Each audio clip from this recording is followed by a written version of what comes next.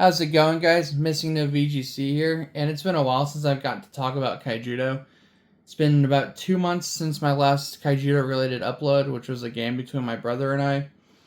And I don't know, I've acquired a bunch of free time as of lately, a bit sooner than I was planning, but hey, free time is free time. And yeah, I just kind of want to talk about Kaijudo a bit. So we're coming really close to 50 videos just talking about Kaijudo on this channel, and I think that's pretty cool. So for videos 49 and 50, I figured why not do some top 10s. This video is going to be my top 10 favorite spells in the game, as the title says. I feel I have some choices that are probably trash, but I mean, it's just stuff that I like. These are definitely not the top 10 best spells in the game. You might argue that some of these have no purpose being in the deck to begin with, but I just like them, and I wanted to just maybe have a conversation with people, kind of get some ideas going, maybe get some feedback on what other people think, and yeah, so let's go ahead and hop on into this list. At number 10, I'm going to have to go with Crystal Memory. I'm a slut for card games, and I'm an even bigger slut for searching my deck for whatever I need. Before playing Kaijudo, I was pretty heavy into competitive Yu-Gi-Oh! And I've been in and out of the Pokemon TCG more times than I can probably count. And searching your deck is a huge thing in both of those, but you always have to reveal to your opponent what it is that you are searching. With Crystal Memory, you don't have to do that, so you can search your deck, add whatever it is you need, and not reveal anything about your game plan or what you are playing to your opponent. I just think that's super cool. If they break it, you just search your deck for free, and even if you do have to hardcast it, it only costs 4. So that's pretty good in my opinion. I think 4 is a really good cost to pay for being able to search your deck for literally anything that you need. And yeah, so for those reasons, Crystal Memory just barely makes it into the top 10 slot.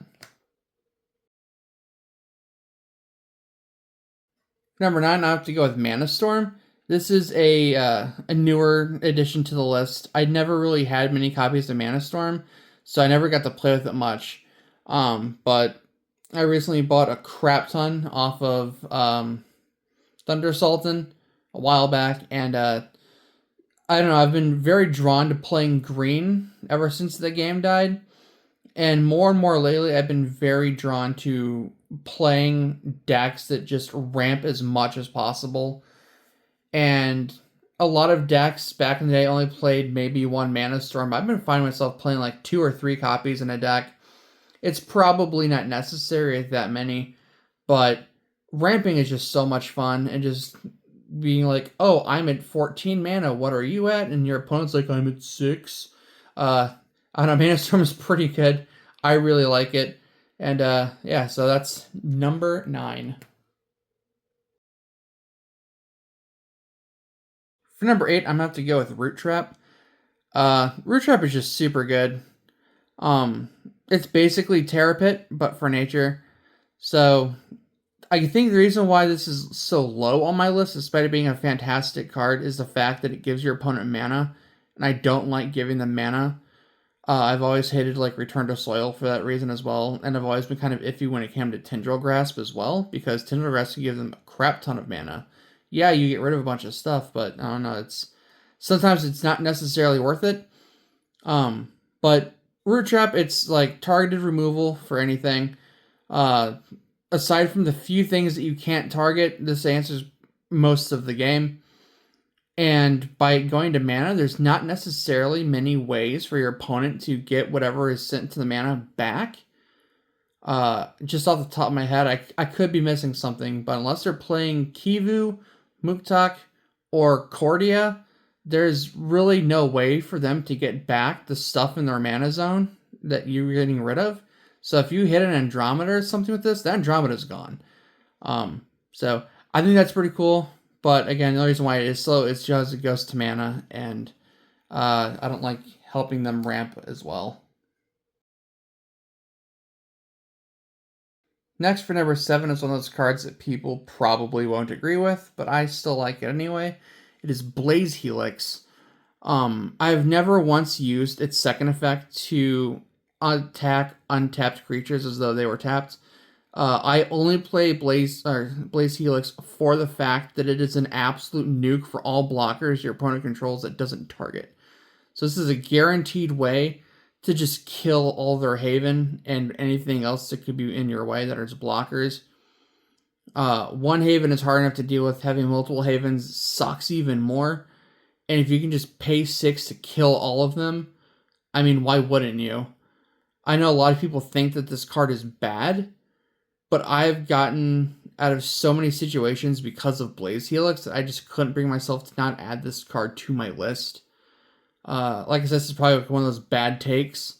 But frankly, I don't care because Blaze Phoenix has definitely shown its worth. That said, I'm probably just a bad deck builder, which, you know I am. So, yeah, Blaze Helix is number 7. Bubbling out at number 6, we have Bone Blades. There's not really much to say about Bone Blades. Like, it's such good removal. Just there's so many good level 4 or less cards that just kills. It's just a fantastic card, even in open. Like there, it can take out things like Dracomech Commander. Like it's nothing. Like they spend all this time trying to get up a Dracomech and just like, all right, die. Uh, yeah, Bone Blade is just really good. It's a common. I have like a shoebox with at least like 180 of these because it's just such a good staple card. Um, but yeah, no, like Bone Blade is really good. I was really upset when we lost it to rotation. There's actually a good chunk of cards I was really upset about, but this was like definitely like the top 5 cards I was most upset about losing. Uh, so yeah, number 6, Bone Blades. I really like playing that card.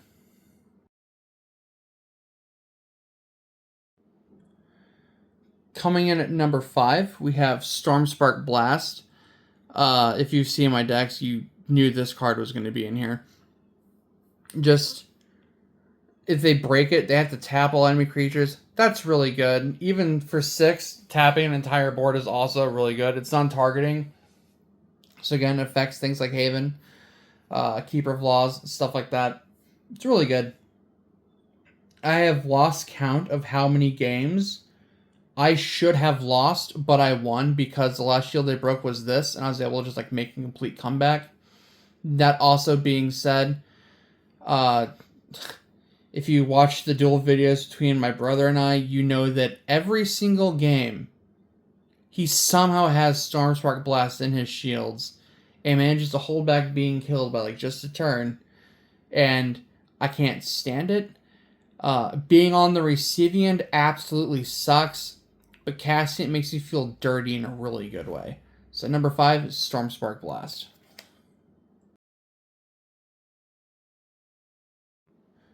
Alright, so for number 4, I feel that it is a good card, but I feel like other people might disagree. But I know it also saw play near the end of the game's life. We're going with Absolute Darkness. It's a 9-cost spell that deals minus 6,000 to your opponent's entire board. And if they survive, they can't block this turn. So that's pretty cool. I think this card is really, really good. Absolute Darkness is amazing. Absolute Incineration is also amazing. And Swift Regeneration is really good. Those 3 Mystic spells, I feel, saw the most play. But of those 3, I feel I played Darkness the most. I have this card in at least 3 or 4 of my decks. That might be wrong in some cases. There's at least one deck where that is absolutely the correct call. But this card is just really good, especially if you have something like Justicar out. If this is in your shields with Justicar, your opponent breaks it, it becomes a shield blast, and you just deal minus 6,000 to their entire board for free. If you have Justicar out turn 6, on turn 7, you can play this card on curve. It's just really good, especially if you have the right cards to play along with it. So yeah, number 4, Absolute Darkness. Absolutely amazing card. Coming in at number 3, we have the spell card that I was the most upset about losing when we got rotation. and that is absolutely Reap and Sow. For 4 mana, you got to look at the top 2 cards of your deck, add one to your hand, and put the other one into your mana zone. That's just really, really good. It also came from Evo Fury, which was my favorite set, but also it was only a common. So that's pretty crazy. Right now, this is like one of the more expensive commons in the game if you're trying to buy them like on eBay. I've seen these go for like 7s a piece at one point, which is crazy to think about. But this is one of the main reasons why I like playing open so much, is I get to access cards like Reap and Sow again. And I really think this was like one of the better cards that they made. I very well could be in the minority on that. But yeah, no, Reap and Sow is just really, really good. I'm so happy I get to play it in open format. Coming in at number 2 for me has to be Piercing Judgment. I always say that this is the most powerful spell card in Kaijudo, and I still think that is the correct statement. I don't know, there's one that might be considered more broken, but for what you do with this card, it's really good. For 4 mana, you get to bounce and tap a thing. If it's in your shields and they break it, you get to do that for free. It's just so good. It was only a rare in Clash, but then if you got the starter deck, or yeah, if you got the deck that came with General Finbar, you're also given another copy of Piercing Judgment and Panopter for free. So that's really good. You get so much value out of that deck. Jesus Christ. Light is easily the most broken civilization in this entire game.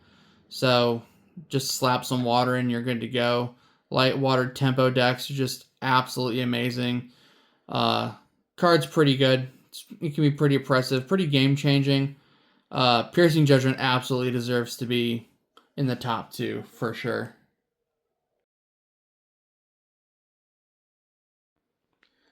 Before we get to number 1, I have 2 honorable mentions that just barely didn't make the cut. First, we have Liquid Compulsion. I've only played this card in one deck, but I love it every time it goes off. This is a 3 of in the Spell Dragon deck. Again, if it combos with Justicar, you get to look at the top 3 cards of your deck.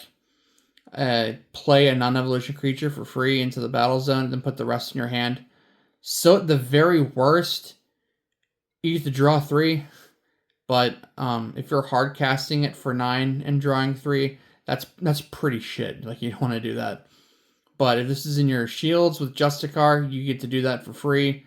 If this is in your hand and hard cast it with Justicar, you get to do it on turn 7, which is arguably a lot better than on turn 9. And if you have Runemaster Zir, like I play it, you can cast this from your hand while you're attacking. Also for free. So there's that. It's definitely a meme card. It is by no means a good card in my opinion. But it's funny and it does work.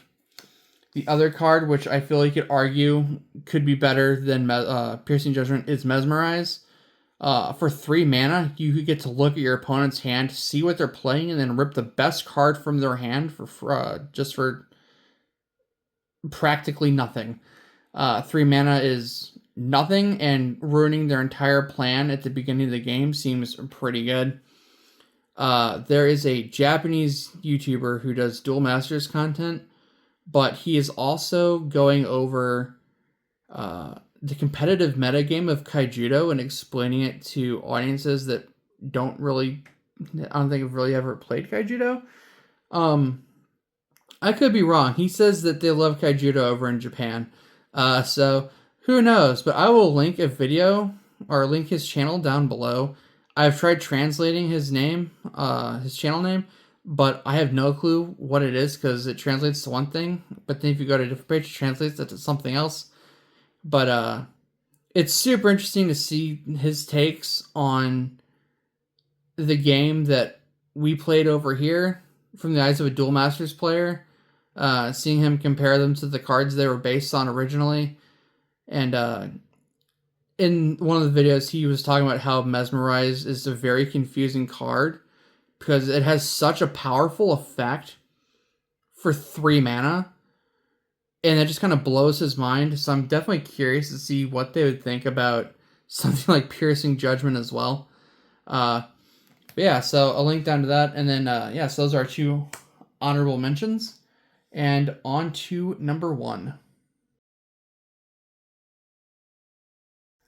All right, so for number 1, I've already mentioned a couple times. You probably already know what it is, but I absolutely have to go with Terror Pit.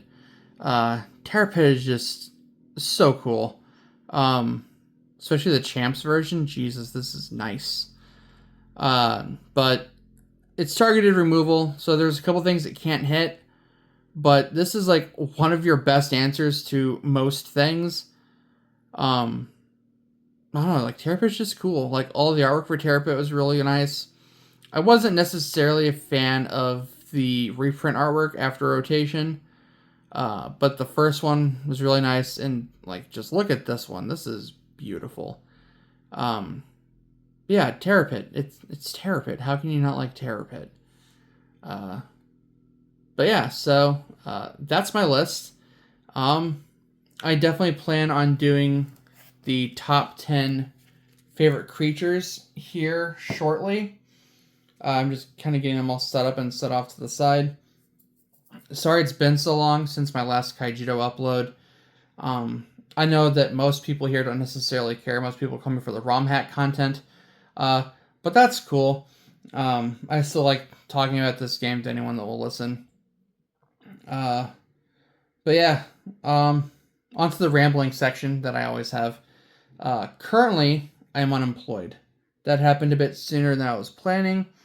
But that's giving me more time to focus on doing stuff with Pokemon Emerald Sea Glass. I was made a mod of that Discord server, and I've been helping out with that, giving the creator different ideas, like making Meganium Fairy with Triage as its hidden ability, stuff like that.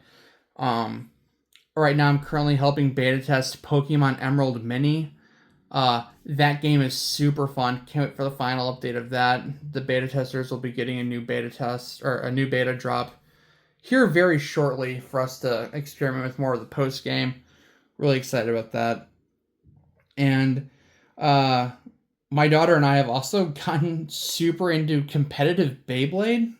I bought her like $200 worth of Beyblade shit for her birthday. So in case anyone's wondering, the deck I run currently is Shark on 560 flat.